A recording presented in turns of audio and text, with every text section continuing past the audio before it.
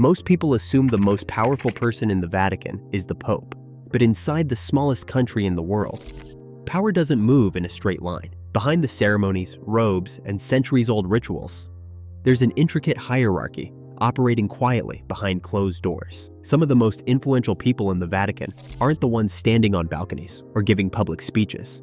They're the ones writing the documents, controlling access, managing information, and shaping decisions long before the public ever hears about them. And once you see how this hierarchy actually works, the Vatican starts to look less like a church and more like one of the most sophisticated power structures in human history. The Vatican is tiny, just 110 acres, but inside those walls sits the headquarters of the Catholic Church, an institution that influences over 1.3 billion people worldwide. It's also the administrative center of one of the oldest organizations on Earth, a system that has survived empires, revolutions, world wars, and modern politics. And like any powerful institution, it runs on hierarchy, strict hierarchy.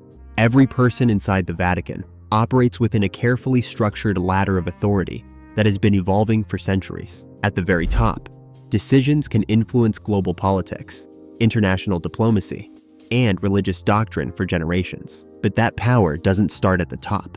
It begins much lower, with people most outsiders never even notice. So to understand how influence actually works here, you have to start at the bottom and then climb. At the very base of the Vatican hierarchy are the people who keep the city-state running every day. These are lay employees, meaning they aren't clergy. They include museum workers, archivists, translators, accountants, administrative assistants, security personnel. Thousands of people work inside the Vatican's bureaucracy. Most earn salaries comparable to European civil servants, roughly $30,000 to $60,000 per year, depending on their role. Their influence is limited, but they operate in a place most people will never see. Some work inside the Vatican Apostolic Archive, which contains centuries of confidential documents. Others work within departments that handle the church's global finances. And even at this level, discretion is everything.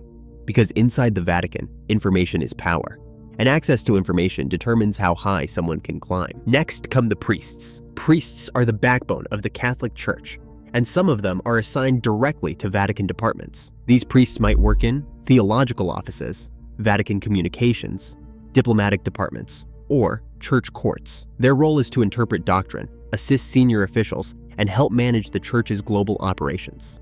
Salary-wise, most priests receive modest stipends rather than large salaries, often around $1,500 to $2,500 per month plus housing and benefits. But inside the Vatican, wealth isn't the currency. Influence is. And priests who prove themselves intellectually or politically capable can begin moving into positions that carry far more authority, because above them, the hierarchy becomes much more powerful. Now we reach a rank that many people outside the church don't fully understand: Monsignors. Technically, Monsignor isn't a separate sacramental rank.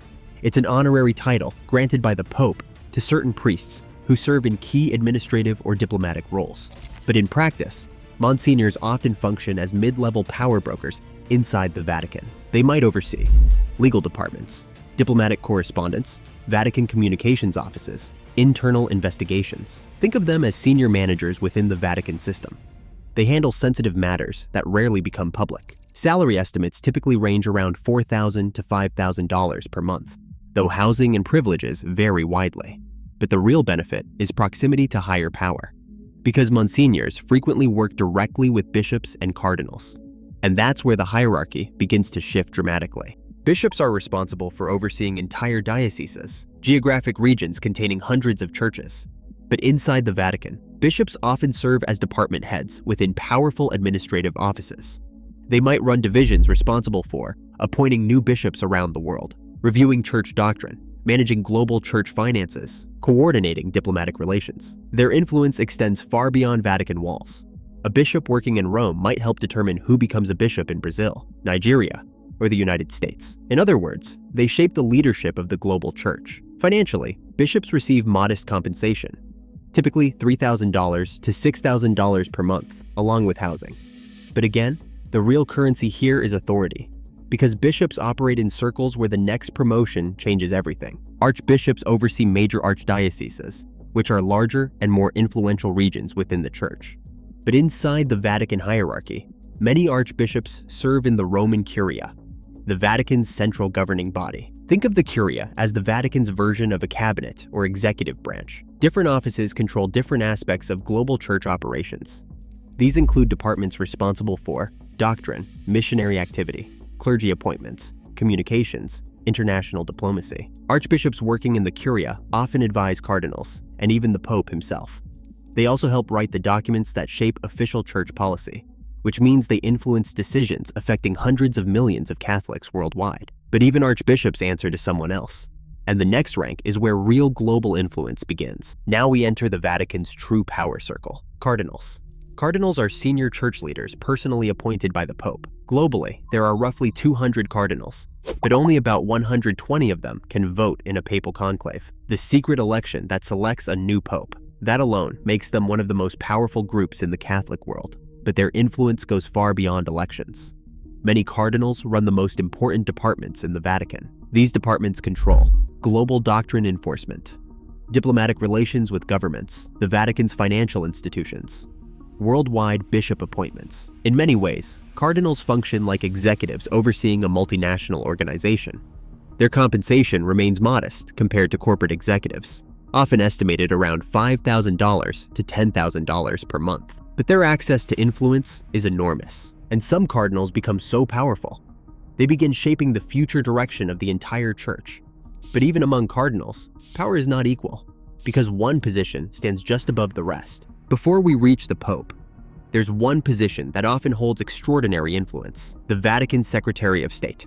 This role is sometimes described as the Prime Minister of the Vatican. The Secretary of State manages Vatican diplomacy with over 180 countries, coordination of the Roman Curia, internal Vatican governance, sensitive political negotiations. In practice, this person often acts as the Pope's closest advisor and administrative leader. They oversee the day-to-day functioning of the Vatican government. And historically, some secretaries of state have been among the most powerful figures in the church because they control something critical: access to the Pope, which means they often shape what information reaches him and what doesn't. But even the Secretary of State answers to someone. And that brings us to the final rank. At the very top of the Vatican hierarchy sits one man, the Pope. Currently, that role is held by Pope Francis. The Pope is both the spiritual leader of the Catholic Church, the head of state of Vatican City. His authority allows him to appoint cardinals, select bishops worldwide, define official doctrine, approve major Vatican decisions. But perhaps the most powerful authority the Pope holds is this: he decides who gets promoted within the system.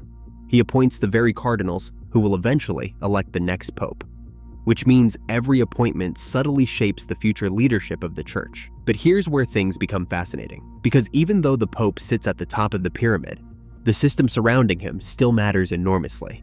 Information flows upward through layers of advisors. Recommendations come from trusted insiders.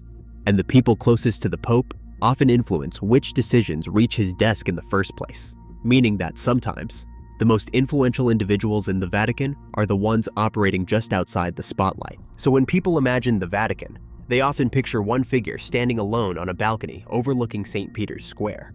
But the reality is far more complex. Behind that balcony is a centuries-old hierarchy of advisors, administrators, diplomats, and power brokers, each controlling a different piece of the system. A system built not just on authority, but on access, information, and influence. Because in the Vatican, power doesn't just sit at the top of the pyramid, it flows through it. And sometimes, the people shaping the future of the church are the ones most people have never heard of, which might be exactly how they prefer it.